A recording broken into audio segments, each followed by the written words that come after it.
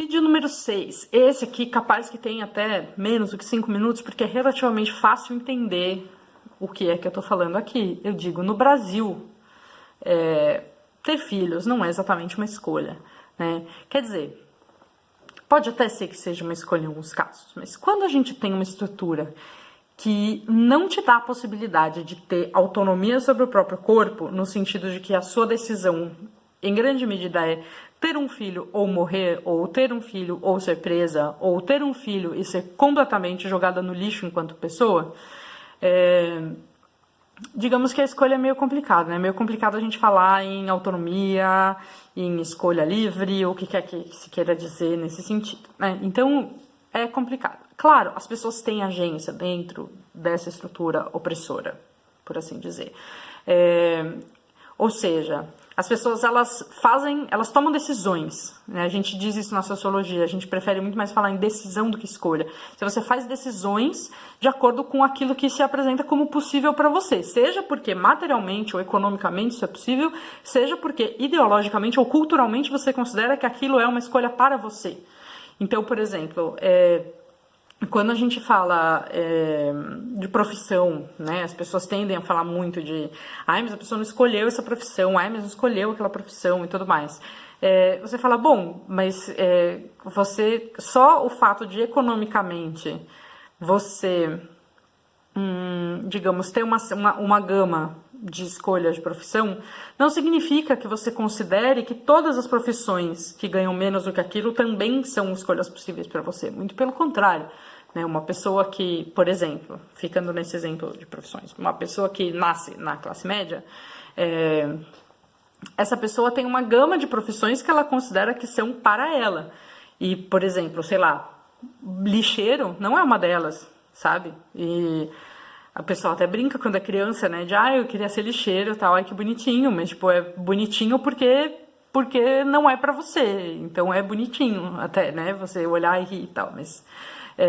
porque aquele trabalho não vai sobrar para você enquanto pessoa, filha de uma classe média minimamente escolarizada e tudo mais, exceto, né, num contexto de grande crise ou de guerra ou outras coisas. Mas aí a gente inclusive enxerga como um deslocamento desse lugar natural ou quase natural que essa pessoa teria na reprodução do sistema de classe. Então, quando a gente fala que não é uma escolha ter filhos no Brasil, a gente está falando muito de como que a estrutura é colocada de uma maneira em que, mesmo tendo agência para tomar decisões de acordo com as coisas que são apresentadas, a pressão, digamos, pressão talvez seja uma palavra boa mesmo, a pressão que existe, caso você tome a decisão de não ter filhos, ela é composta por uma série de estruturas que ameaçam a sua vida por causa disso, né? Eu não tô falando só de preconceito, ou de falar, o lugar natural da mulher é mãe, então você não pode escolher não ter filho. Eu não tô falando disso. Eu tô falando que mesmo se você não tiver o desejo de ter filhos, não existe uma estrutura que te dá a possibilidade de fazer isso, na realidade. Esse é o problema. Como a gente tem um aborto criminalizado, né? A gente tem uma política de ligadura de trompas de dificílimo acesso. A gente tem uma política não institucional, né? Mas um movimento político da classe médica, um movimento político da classe médica e ideológico de controle do corpo e de controle, enfim, das mulheres, mulheres cis no caso, de maneira a dificultar a colocação de um DIU de cobre, por exemplo, que é um negócio completamente besta, sabe?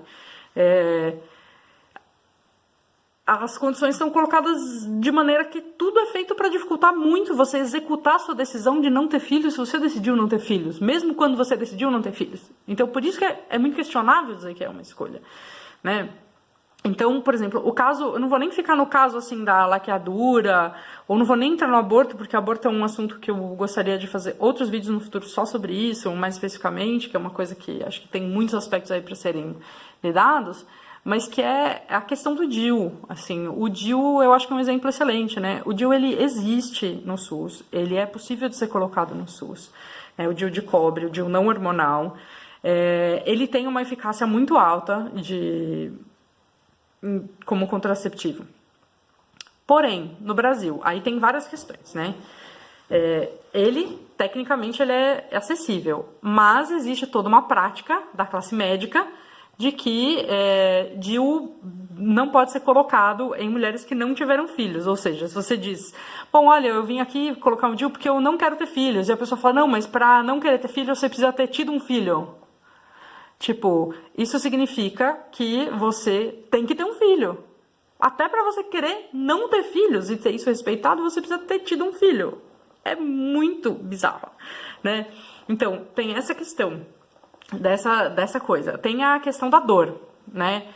Isso é uma coisa que eu nunca tinha me atentado até colocar o meu segundo DIU. Por quê? Porque no Brasil, o misoprostol, que é conhecido também como Citotec, Artotec, tem várias marcas desse medicamento, ele é um medicamento super controlado, ele é usado em alguns casos de parto hospitalar e tudo mais, para conter hemorragia de parto, mas ele é super controlado por quê? Porque ele tem efeito abortivo, e o discurso de toda a classe farmacêutica e médica é de que se isso estiver disponível para as mulheres nas farmácias, elas vão se matar tomando. E primeiro que isso é uma bobagem gigantesca, porque, cara, é impossível você se matar tomando misoprostol, praticamente, se você tiver acompanhamento. E você só pode ter acompanhamento se isso for, tipo, legalizado. Só que as pessoas continuam tomando misoprostol sem acompanhamento, porque ele continua existindo no mundo. Então, é meio doido, né? Essa lógica, tipo, ela é meio falha, se a gente for parar pra pensar. Mas eu vou, eventualmente, fazer vídeos só sobre misoprostol, de novo, etc.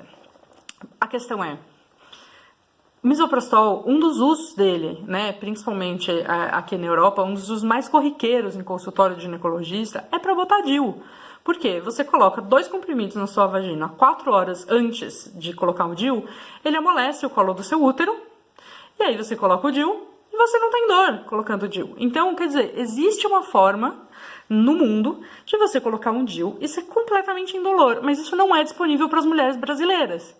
Porque o misoprostol não é disponível porque existe toda essa estrutura de controle da sexualidade do corpo, principalmente no que tem a ver com a reprodução biológica com gravidez.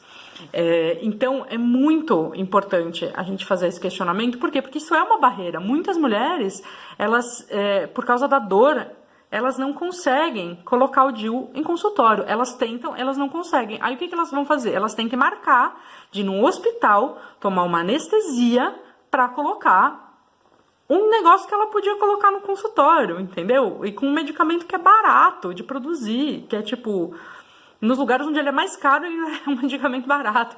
Quer dizer, é uma coisa muito louca. Você coloca uma barreira à decisão de não ter filhos quando você faz isso também, né? Então, tipo, como que dá pra falar que isso é uma escolha? Tipo assim, morra de dor ou tenha acesso a um hospital ou vá tomar uma anestesia pra fazer um negócio que é tipo, mano, um contraceptivo que devia ser banalizado, entende? Isso é uma coisa completamente absurda.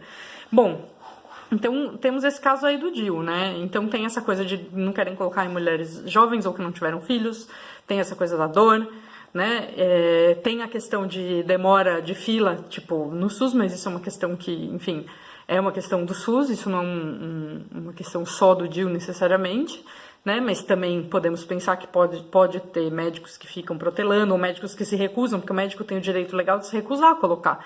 E o médico pode dizer, não, eu não coloco o DIU porque você não teve filhos. E até você achar um médico dentro do SUS que vai te atender e tem a agenda e tudo mais, o seu direito a ter aquele contraceptivo também, ele tá meio minado, né? Então, só pra gente ficar nisso. E aí disso a gente passa pra, cara, todo o resto que eu falei que eu não vou entrar em detalhes aqui, né, do aborto e tudo mais, do aborto da ligadura de trompas, ou seja, né, essa máxima aí de que no Brasil, para você escolher não ter filhos, você tem que ter tido um filho, é meio que a real, assim. Então, não é exatamente uma escolha quando você tem isso colocado dessa maneira, né. Então, muito complicado a gente falar, inclusive em casos em que é uma escolha, não é exatamente uma escolha, né? Então, vamos começar a pensar por aí.